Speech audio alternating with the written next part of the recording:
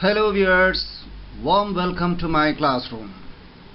Today I am going to handle a poem for class 12 students. Title of the poem is An Elementary School Classroom in a Slum. It is written by Stephen Spender. Let us move to the next slide. Let us know about the poet. Stephen Spender was an English poet and an essayist. He left University College, Oxford, without taking a degree and went to Berlin in 1930. Spender took a keen interest in politics and declared himself to be a socialist and pacifist. Books by Spender include poems of dedication, The Edge of Being, The Creative Element, The Struggle of the Modern, and an autobiography, World Within World. In an elementary school classroom in a slum, he has concentrated on themes of social injustice and class inequalities. Hope you followed. Let us pay attention on theme of the poem. In this poem, Stephen Spender deals with the theme of social injustice and class inequalities. He presents a true picture of the life of the school children living in the slum. He projects the theme by talking of two different and incompatible worlds. The world of the rich and the civilized has nothing to do with the world of narrow lanes and cramped holes. The gap between these two worlds highlights social disparities and class inequalities. Hope you followed. Now, let us focus our attention on the central idea of the poem. Stephen Spender projects a true picture of the life of the school children living in the slum. The children in the slum are in a very miserable condition due to their poverty and illiteracy. They are depressed. Their pale faces express sadness. They look lean, skinny, and bony. They are physically very weak and undernourished. Spender voices his concern for these children who live all their life in slums and have no opportunity to enjoy the real blessings of life. He makes a frantic appeal to the educated and affluent sections of the society to better the lives of the slum children through education. Hope you followed. The poem at a glance. Stanza 1. Far, far from gusty waves, these children's faces like rootless weeds. The hair turned round their pallor, the tall girl with her weighed down head, the paper-seeming boy with rat's eyes, the stunted, unlucky hair of twisted bows, reciting a father's gnarled disease, his lesson from his desk. At back of the dim class, one unnoted, sweet and young.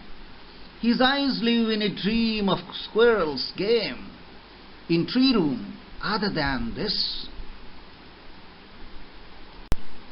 Let us look at the explanation for stanza 1.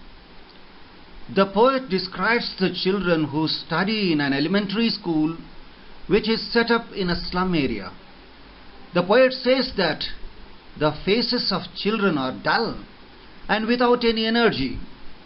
These children are compared to unwanted wheat. Here the writer wants to say that these children seem to be unwanted, like the unwanted weeds which grow on their own in the fields. The children are untidy. They haven't combed their hair. Then he describes a tall girl who seems to be burdened by poverty. Her head is bent, maybe, because of tiredness or shame. There is another boy with rat's eyes who is so weak and thin that he has been compared to a sheet of paper. The boy's eyes reflect greed and he wants to achieve everything. Then he describes another student who is physically disabled. The poet says that this boy is unlucky because he inherited a disease from his father. This disabled boy is sitting on his bench and is reciting his lesson. At the back of the class, there was a small boy sitting in darkness. The poet could see his eyes, which were bright and full of a dream. He was not paying attention to the class. It seemed as if he was rather interested in playing with squirrels in the tree house. Hope you followed. Stanza 2. On sour cream walls, donations. Shakespeare's head, cloudless at dawn. Civilized dome riding all cities. Belt, flowery, Tyrole's valley. Open-handed map, awarding the world its world. And yet, for these children, these windows, not this map, their world, where all their futures painted with a fog, a narrow street sealed in with a lead sky, far, far from river, capes, and stars of words. Explanation for stanza 2. The poet describes the walls of the school. They are in sour cream, which means the walls are not clean, as they have not been painted recently. The walls are covered with different charts and images donated by different people. There is a picture of Shakespeare on the wall, which is useless for the children. This is ironical as it is put up in a place where there is no serious teaching. The life in the slum contrasts with the cloudless sky at dawn and concrete structures which override the cities. There is also a picture of a beautiful Tyrole's valley which has full of sweet fragrant flowers. And these children of the slum will never be able to experience this beauty. There is an image of open-handed map in the classroom, contrasts with their world. But for these children, the map of the world is irrelevant because the slum where they live is different from what is shown in the map. Their world is only what they see out of the window of the classroom, the slum. Their future is full of darkness and is compared to a narrow street, which means that there is no wide scope of exposure to the radiant light of knowledge and education. These children are far away from the glory of natural beauty of rivers, mountains and stars, etc. Hope you followed. Stanza 3. Surely Shakespeare is wicked.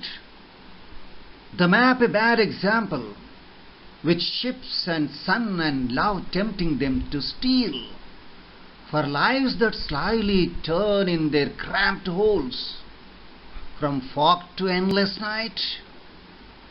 On their slag heap, these children wear skins peeped through by bones, and spectacles of steel, with mended glass, like bottle bits and stones. All of their time and space are foggy slum. So blot their maps with slums as big as 2. Explanation for stanza 3. Shakespeare holds no interest for the children of slum, nor the world of the rich does any good for them. The world is full of attractions, beautiful ships, the warmth of the sun and love are such beautiful things. They entice these children. They are tempted to steal them. They try to run away from their miserable surroundings.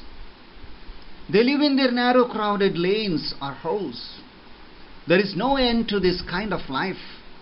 It starts from the fog of uncertainty and ends with their death.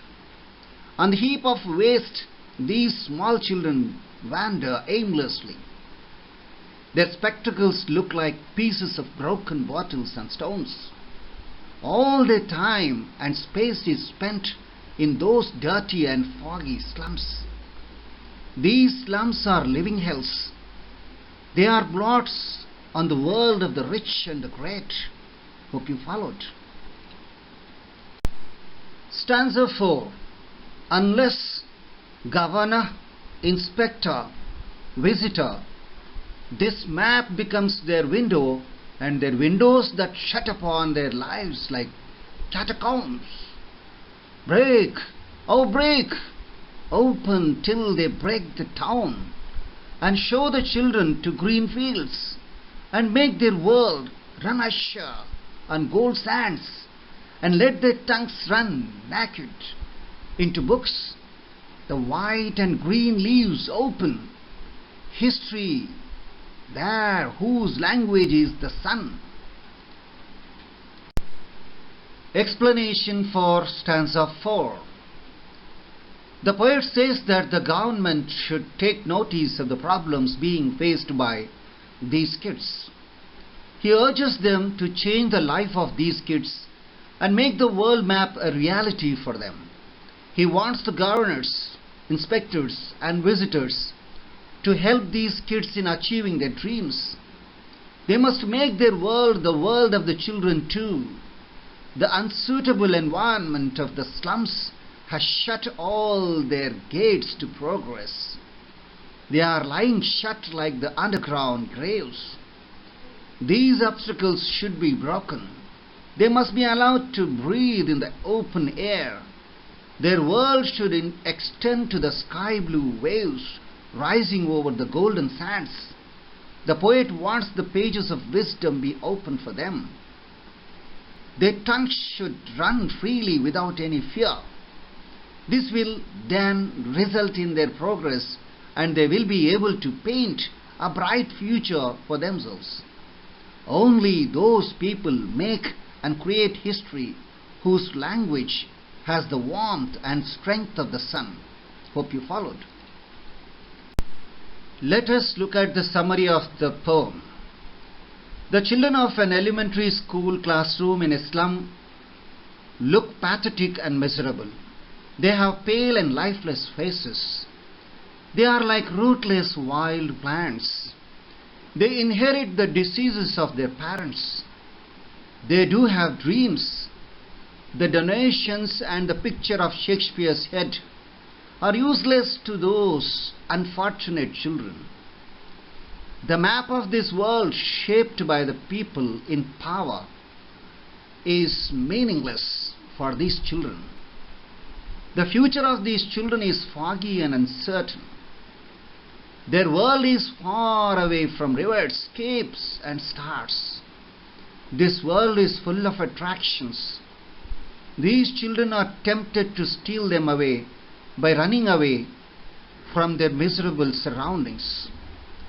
On the heap of the waste, these small children wander with their bones peeping out of their skins, wearing spectacles of steel with mended glasses. They look like pieces of broken bottles and stones. These slums are nothing less than living hells. Governors, inspectors, visitors, and other important persons must peep into the world of the children living in the slums. They must bring these children out of their dirty slums. These children must be allowed to come out of their narrow lanes and dirty slums to enjoy the beauty of the green fields and the golden sands. Let the pages of wisdom be open for them. Let their tongues express themselves freely without any fear. Only those people make or create history whose language has the warmth and the strength of the sun. Hope you followed. Now, let us look at key points. The children of an elementary school classroom in a slum look pathetic and miserable. Their growth is blocked and they inherit the diseases of their parents. The pictures belong to the world of rich, have no relation with the world of dirty slums. The world of these slum children is confined to narrow streets, sealed in with a bluish grey sky. Their stinking world is far away from the world of rivers, capes and stars. Governors, inspectors, visitors must bring these children out of their dirty slums and allow them to enjoy the beauty of green fields and golden sands. The pages of wisdom must be opened to them. This will then result in their progress, and they will be able to paint a bright future for themselves. Hope you followed. Now, look at the new words. Gusty, blowing strongly. Pallor, pale faces. Stunted, undeveloped. Gnawed, naughty. Sour, unpleasant. Lead sky, bluish grey sky. Slyly, secretly. Slag, waste material. Doom, ruin, hell. Catacombs, underground graves. Azure, sky blue.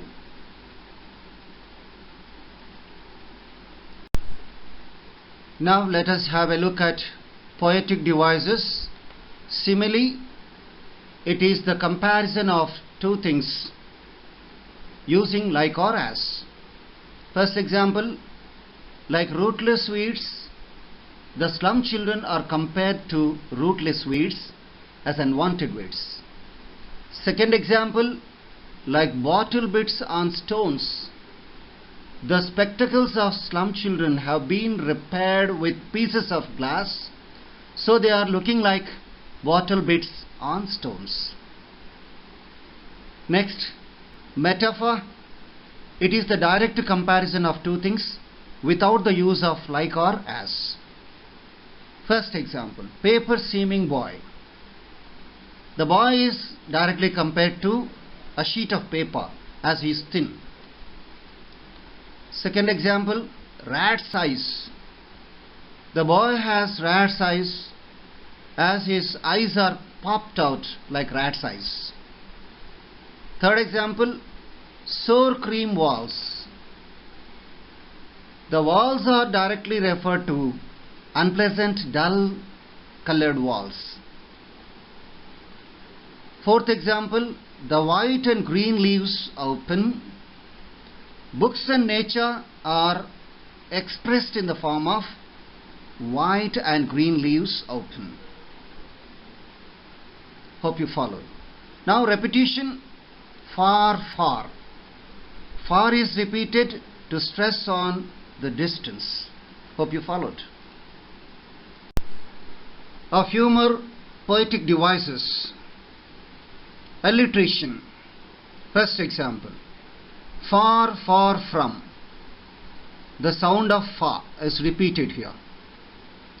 Second example, surely, Shakespeare. The sound of sha is repeated here. Third example, bottle bits. The sound of ba is repeated here. Hope you followed. Next one, imagery. First example, gusty waves. This shows an image of strong winds or strong sea waves. Second example, rootless weeds. This shows an image that the slum children are useless or unwanted to society. Third example, paper seeming boy. This shows an image that the boy is very thin. Fourth example, sour cream walls. This shows an image that the walls are dirty and unpleasant. Hope you followed. And that's all, viewers. Thank you for watching this video. Do not forget to like, subscribe and click on bell icon. Thank you very much.